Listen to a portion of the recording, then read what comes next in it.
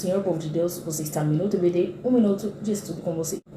E hoje iremos fazer um breve resumo da aula de número 12 aí que eu fiquei devendo, que é a última lição que fala sobre poder. Lembra que nós entramos falando nesse assunto, isso tudo começou lá na lição de número 10, que foi a primeira lição falando sobre poder, onde falamos sobre o poder e os reinos deste mundo. Agora, a última lição falando sobre poder, que seriam 3 lições seguidas, é a lição de número 12, que tem por título o governo da igreja local. Síntese: a igreja é o corpo de Cristo e toda autoridade e poder emanam dele. Aqui na síntese nós já vemos o primeiro detalhe. A igreja é igual ao corpo de Cristo. É claro que aqui estamos falando não da igreja individual, mas da igreja coletiva. Então a igreja coletiva é o corpo de Cristo. Ok, o corpo é de Cristo. Toda autoridade e poder emanam dele.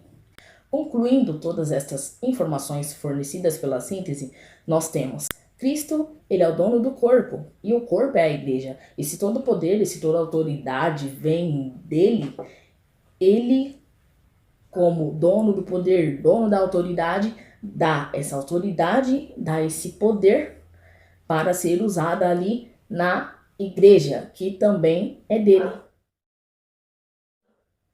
Ou seja, ele dá autoridade, dá poder para quem ele quer. E é ele que tem o controle disso, do poder, da autoridade, inclusive do corpo de Cristo, que é a igreja. E agora, de uma ordem um pouco diferente da qual eu costumo fazer, só para você entender o assunto da lição. Abra a sua Bíblia em Atos capítulo 20, versículo 28. Irá falar assim, que Deus estabeleceu pastores para apacentar a sua igreja. Atendei por vós e por todo o rebanho sobre o qual o Espírito Santo vos constituiu bispos, para pastoreardes a igreja de Deus, a qual ele comprou com o seu próprio sangue. E onde eu quero chegar, fazendo toda esta ordem diferente. Primeiro, na síntese, nós vemos que a igreja é de Cristo e que o poder quem dá é Cristo, poder e autoridade. Mas para quem Cristo dá esse poder e essa autoridade? Para esta figura que nós temos aqui no versículo 28, justamente para quem? Para aquele que pastoreia, ou seja, para o pastor.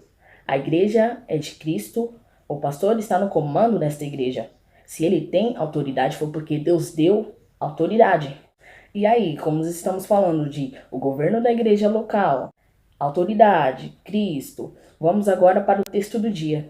Porque igreja local é uma igreja de uma certa localidade, fica em um certo lugar. E quem está sobre o governo dessa igreja? O representante de Deus na terra, ou o pastor. Mas só tem autoridade porque Cristo deu autoridade. Só tem poder porque Cristo concedeu poder para ser usado para governar a igreja, que também pertence a Cristo, inclusive ao corpo do mesmo. No texto do dia nós vemos alguns requisitos para aqueles que desejam exercer a função de pastor. É só chegar lá e ter o título? Não, não é assim que funciona. As coisas de Deus não são bagunçadas. Tem toda uma série de requisitos que aquele que deseja exercer essa função tem que ter. Não é somente um título, um status, não. É você literalmente arregaçar a manga e colocar a mão na massa. E quais são os requisitos que aquele que quer ser pastor ou quer ter essa função precisa ter? Aqui no texto do dia nós vemos. Por isso que eu inverti um pouco a ordem das leituras. 5 requisitos para aqueles que desejam ser pastor ou exercer esta função, ok? Apacentar o rebanho, cuidar do rebanho, ser voluntário, ter ânimo pronto e servir de exemplo. Nesta lição, nós vemos que os crentes de Corinto estavam deixando a antiga vida de promiscuidade e corrupção para uma nova vida com base no Evangelho de Cristo. Olha que maravilha! Nós estamos na lição de número 12 e os crentes de Corinto estão fazendo isso. Eles não querem mais saber daquela velha vida de corrupção, de promiscuidade. Eles querem agora saber de uma nova vida, com base no Evangelho, com base nas Escrituras. E olha a mudança. Lá na lição de número 7, nós vemos que esse mesmo conjunto de cristãos da época tinha aceitado a Jesus, porém ainda era um problema entre eles a promiscuidade, a corrupção por conta do contexto social. E agora, na lição de número 12, eles decidem que eles não vão viver mais sobre esse sistema da sociedade que pregava ali a promiscuidade e a corrupção. Eles vão viver conforme o Evangelho de Cristo. Que avanço! Foram aí 5 lições para eles tomarem esse passo. Mas o que eu tenho a destacar aqui é que eles não somente mudaram de atitude, eles não somente mudaram de mentalidade, mas eles mudaram de vida. Esse é o principal. Eles procuraram a mudança de vida que vem por intermédio do Evangelho de Cristo. E essa mudança de vida que vem por intermédio do Evangelho de Cristo, que é justamente o agente causador desta mudança. A palavra, o Evangelho, é a única que pode mudar o ser humano. E esse povo aí de Corinto, os cristãos da época, decidiram mudar e viver segundo o Evangelho. E aí justamente que entra a nossa lição. Tópico de número 1 vai falar sobre o poder de julgamento da igreja local. Subtópico de número 1, Paulo propõe um modelo de conciliação de conflitos para a igreja local. Aqui no subtópico de número 1, ele vai falar o seguinte, que naquela época em Corinto, em especial na igreja, haviam alguns conflitos. Até aí normal, não existe igreja perfeita. Naquela época já não existia, que dirá nos dias de hoje. Então, lá em Corinto tinha conflitos. E aí, Paulo deixa 2 orientações para os cristãos de Corinto. A primeira orientação é para que eles vivam uma vida de santidade. E a segunda orientação é para que eles não levem questões internas para os magistrados. Traduzindo, Paulo falou assim: todo o problema que acontecer na igreja, vocês não vão levar essa questão para fora da igreja, para os tribunais, para os juízes. Não, resolvam entre vocês. E aí, quando ouvimos essa palavra questões internas, coisas que acontecem dentro da igreja, não levar para os magistrados. Quando Paulo se refere aos magistrados, ele está falando dos juízes do Império Romano, que não tinham uma boa fama. E ele ainda vai falar aqui, mais abaixo no subtópico de número 1, e ele ainda afirma, aqui no final do subtópico de número 1, que o mais desprezível dos membros da igreja teria melhores condições de julgamento do que os poderosos magistrados, ou seja, do que os mais poderosos juízes romanos, pois teriam como base os princípios cristãos. Então, o grande problema daqueles cristãos da época é que eles estavam levando as questões internas, os conflitos internos, para resolver conforme a justiça do Império Romano, conforme os juízes romanos, os magistrados, quando na verdade eles deveriam resolver aqueles conflitos dentro da igreja conforme o Evangelho de Deus, com base também nos princípios cristãos. É isso tudo que vai falar aí no subtópico de número 1. Atenção! Você, como igreja do Senhor, tem autoridade para julgar segundo a palavra de Deus. É isso mesmo que você ouviu. Você, como igreja do Senhor, tem autoridade para julgar segundo a palavra de Deus. É isso que a revista irá falar. Vamos agora para o subtópico de número 2. O universo jurídico romano e a organização da igreja local. O JR, Universo Jurídico Romano. Quando falamos do universo jurídico romano, da situação dos juízes romanos, do modo que eles exerciam a justiça na sociedade romana, no universo romano, de que forma eles julgavam as coisas?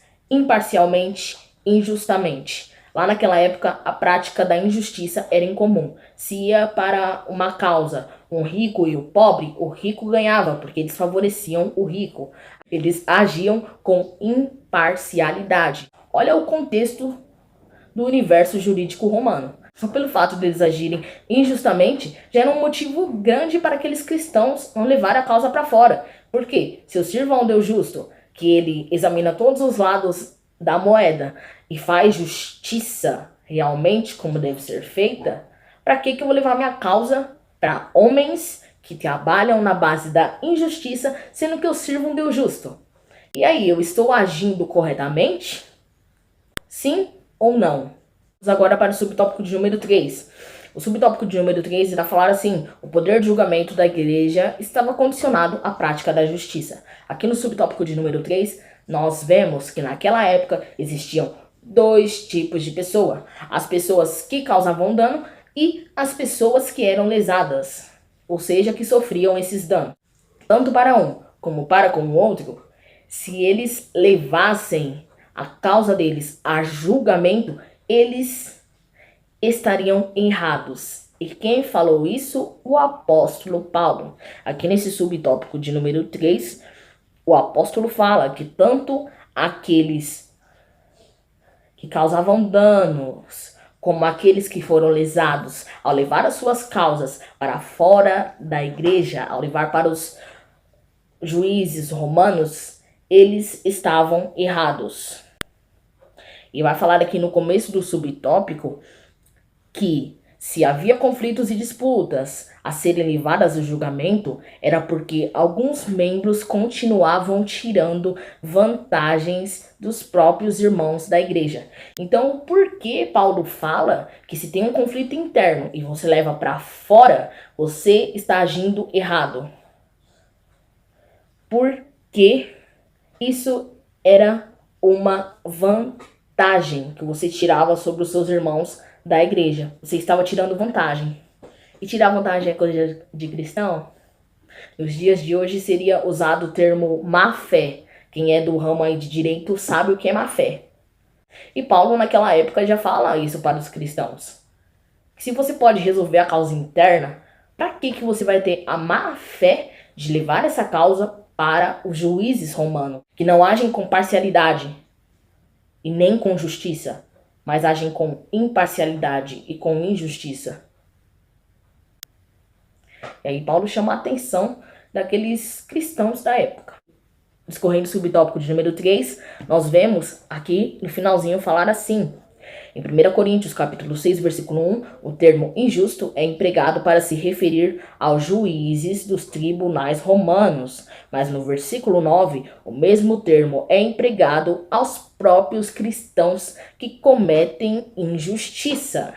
E aí vai o alerta. Olha o que a revista fala. Assim, quem procede de modo semelhante aos juízes injustos também não tem condições de julgar dentro da comunidade de crentes. Lembra que eu falei após o subtópico de número 1 que como igreja nós temos poder para julgar segundo a palavra de Deus? É claro, gente, não levem ao pé da letra. Julgar segundo a palavra de Deus os conflitos internos. O que acontece na igreja local, o que acontece na sua igreja. Você, como igreja individual do Senhor, tem poder para julgar aquilo que acontece na igreja coletiva, que é no corpo de Cristo. Mas não é julgar segundo as suas palavras, segundo o seu achismo. É julgar segundo a palavra de Deus.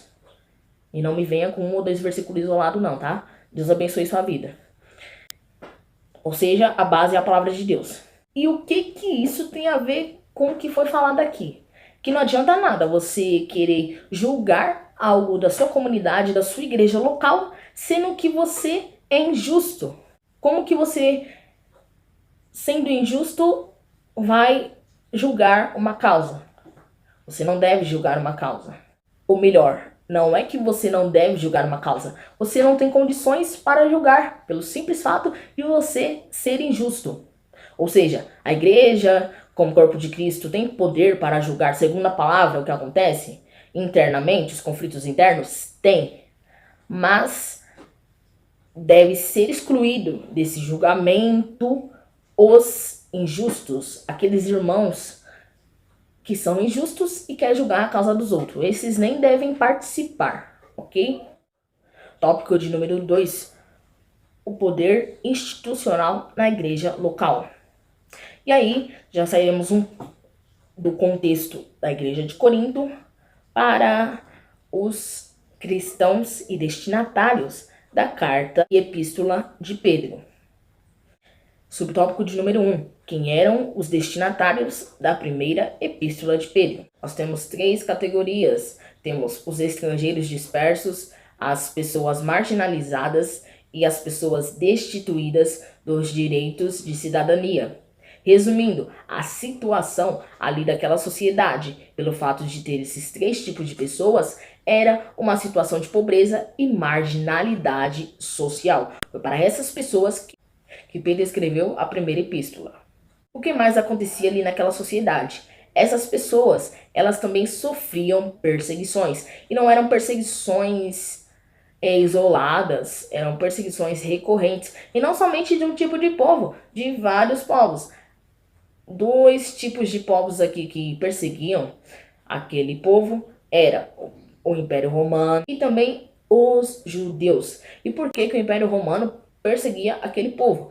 Pelo fato daquele povo, que eram os cristãos da época, eles serem considerados pervertor da moral e da ordem romana. Nós temos também os judeus que perseguiam eles por razões políticas e religiosas. Então eles, além de fazerem parte de uma sociedade que era pobre e marginalizada, também eram perseguidos. Mas mediante as perseguições desta igreja, desses cristãos da época, o que ainda motivava eles a continuar na fé? Além da epístola que Pedro escreveu, é claro. A esperança. Esperança do quê? A esperança deles estava em Deus e no crucificado, ou seja, em Jesus. Vamos agora para o subtópico de número 2, que tem por título o sofrimento imposto pelo poder imperial como tema da epístola. Então já sabemos, é claro, que Pedro escreveu a primeira epístola para essa categoria de pessoas. Pessoas pobres e marginalizadas. E ainda, além de ser pobre, além de ser marginalizado, ainda sofriam perseguições dos romanos e dos judeus. Aqui no subtópico de número 2, nós iremos ver qual era o tema principal da epístola. E aqui já fala que a epístola que Pedro escreveu ali para essas pessoas tinha o objetivo de encorajar a perseverança na fé, mesmo diante das adversidades e perseguições, tendo como referência o sofrimento de Cristo.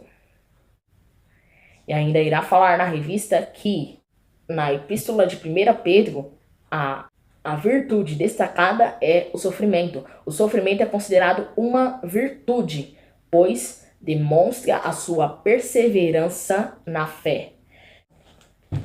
Aqui em 1 Pedro, capítulo 5, versículo 1, irá falar assim: rogo, pois, aos presbíteros que há entre vós, eu presbítero como eles, e testemunha dos sofrimentos de Cristo, e ainda coparticipante da glória que há de ser revelada. Porque Pedro, ele fala tanto sobre sofrimento e considera sofrimento ser uma virtude que demonstra a sua perseverança e fé. Porque Pedro, ele fala, isso que ele fala no capítulo 5, versículo 1 da primeira epístola de Pedro, nas minhas palavras, é claro. Se você é testemunha dos sofrimentos de Cristo, você será coparticipante da glória que há de ser revelada. Traduzindo hoje para nós cristãos, nós estamos nessa terra aí, vamos supor que a gente esteja passando por sofrimento. Isso é somente uma virtude. É aquele versículo que fala que tudo aquilo que está acontecendo aqui não se compara com a glória que há de ser revelada. Ou seja, nós cristãos podemos passar por luta, podemos passar por prova. Jesus está conosco em todas elas. Amém? Mas tudo isso não se compara com a glória que há de ser revelada. Lá, a gente no céu, sendo com Deus, tendo uma casinha no céu. Glória a Deus. Tudo isso, tudo que a gente passa aqui não se compara com tudo que tem preparado para a gente lá. Então, sofrimento para Pedro é considerado uma virtude, tendo em vista que o que a gente passa nessa terra não se compara com o que há de ser revelado. E é claro que eu falei aqui as coisas que nós já sabemos, né? Casa no céu, um dia morar no céu, isso é o que a gente já sabe. E o que está preparado para nós que nós nem sabemos. Aí é maravilha, hein? E agora vamos para o subtópico de número 3, que irá falar sobre advertência contra o abuso do poder. Na primeira epístola de Pedro, haviam cristãos que eram oprimidos pelo poder dominante da época. Eles, eles viam a igreja, a comunidade cristã, como um lugar para se refugiar, onde eles poderiam viver amparados. Então eles vinham com suas famílias e na comunidade cristã eles encontravam amparo. Eles eram amparados mutuamente. Esse é o contexto da primeira epístola, segundo escreveu Pedro. Agora o contexto da segunda epístola, segundo escreveu Pedro, era o que? A comunidade passa a ser vista como de falsos mestres, mestres avarentos, propagadores de fábulas complicadas, heresias e ceticismo quanto à volta de Jesus. Ou seja, eles distorcem fatos, coisas que nós já sabemos sobre a volta de Jesus. Olha a diferença do contexto da primeira epístola para Pedro, onde as famílias viam na comunidade cristã um local para se abrigar, e na segunda epístola que Pedro escreveu, o contexto dessa igreja local já mudou. É um lugar agora onde vem pessoas trazer heresias, doutrinas falsas. Olha a mudança. E aí, o que Pedro faz? Pedro irá falar sobre como os líderes devem advertir, como os líderes dessas comunidades da igreja local devem proceder. E aí foi o texto do dia que nós lemos, mas o texto do dia ele pega somente de 1 Pedro, do capítulo 5, os versículos 2 e 3. A advertência de Pedro vai além disso, pois é do 1 Pedro, capítulo 5, do versículo 1 ao versículo 5. E Pedro adverte muitas coisas para os líderes daquela igreja. Dentre elas, apacentar o rebanho de Deus com cuidado, com amor, sem autoritarismo e nem por avareza.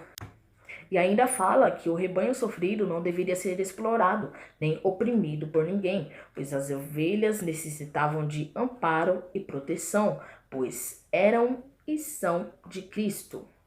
Ou seja, ele fala que o líder da comunidade local, o pastor, ele não deve oprimir, ele deve amparar, proteger essas ovelhas. Pois assim como o poder, Cristo te deu o poder para cuidar destas ovelhas, te deu autoridade para cuidar destas ovelhas. Não se esqueça que a ovelha também é de Cristo.